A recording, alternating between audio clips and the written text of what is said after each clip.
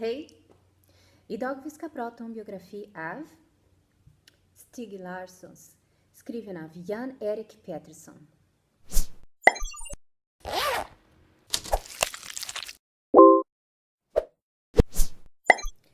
Você já ouviu falar na série Millennium? E em Lisbeth Salander e Mikael Blomkvist? Pois saiba que todos esses nomes fazem parte de uma das séries policiais mais famosas do mundo, e ela foi criada por um autor chamado Stieg Larsson. Quem diria que Stieg Larsson se tornaria um dos maiores nomes da literatura policial no mundo? Ele diria, já que ele sempre acreditou no potencial da trilogia Millennium.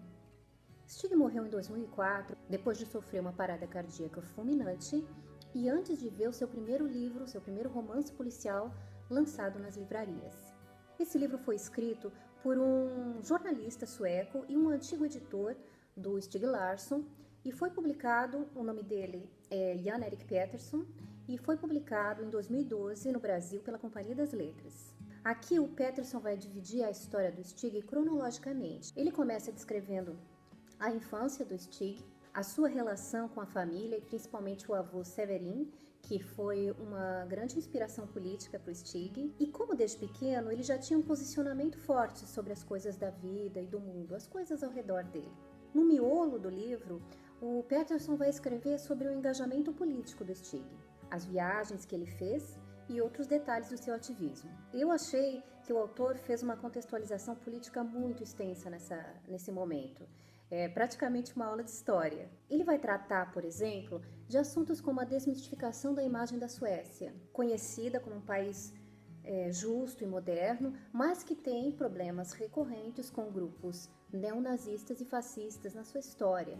Ele ainda também vai apontar muitas transições políticas importantes para o país. É muito necessário ler completamente toda essa parte para entender como é que as histórias do Stieg foram criadas, de onde veio tanta imaginação para os cenários e para os personagens da série Millennium, e também como era extremamente importante o trabalho dele como jornalista e como pesquisador, como jornalista político e como pesquisador.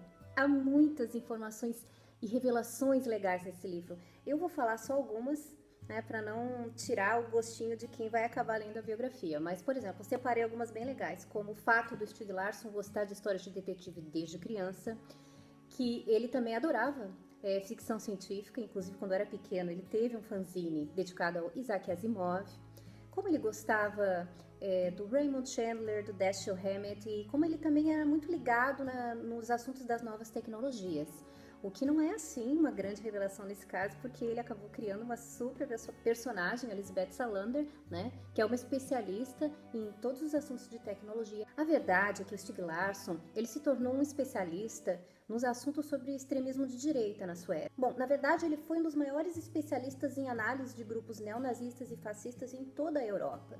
Ele era frequentemente chamado para dar palestras sobre estes temas. Ele era consultado por políticos e até pela Scotland Yard.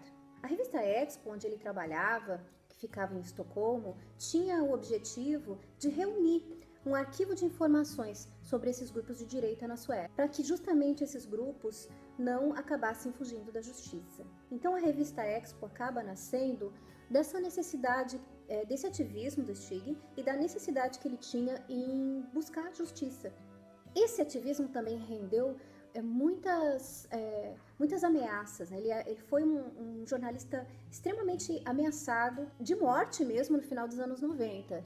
Através de cartas, através de mensagens, ele recebia ameaças de violência física. Até o Peterson cita num momento que o Stieg, no final dos anos 90, ele chegou a ser o jornalista mais ameaçado da Suécia. E aí ele explica o motivo pelo qual ele nunca casou com a Eva, que é a viúva do Stieg, porque ele não queria criar uma documentação que permitisse que as pessoas soubessem onde ele morava, então foi uma questão de segurança mesmo, Ele não queria criar esse tipo de documento para que pudesse ser rastreado por esses grupos que ameaçavam ele, e a família dele, os amigos dele, e as pessoas que trabalhavam com ele na revista Expo. Mas ele nunca cedeu a esse tipo de ameaça e ele nunca se intimidou com esses grupos que o ameaçavam. Então, assim, é muito interessante porque essa biografia ela ajuda a gente a entender o domínio que o Stieg Larsson tinha dos assuntos que ele tratou na trilogia Millennium. Ele sabia do que ele falava porque ele tinha conhecimento de causa, porque ele já tinha passado por muitas situações, ele já tinha vivido muitas situações e tinha conhecido muitos lugares, né? E vários lugares desses a gente acaba vendo nas histórias, né? Em um dos 3 livros que ele escreveu. Ele acaba transferindo essas experiências pessoais que ele teve para as histórias da série Millennium.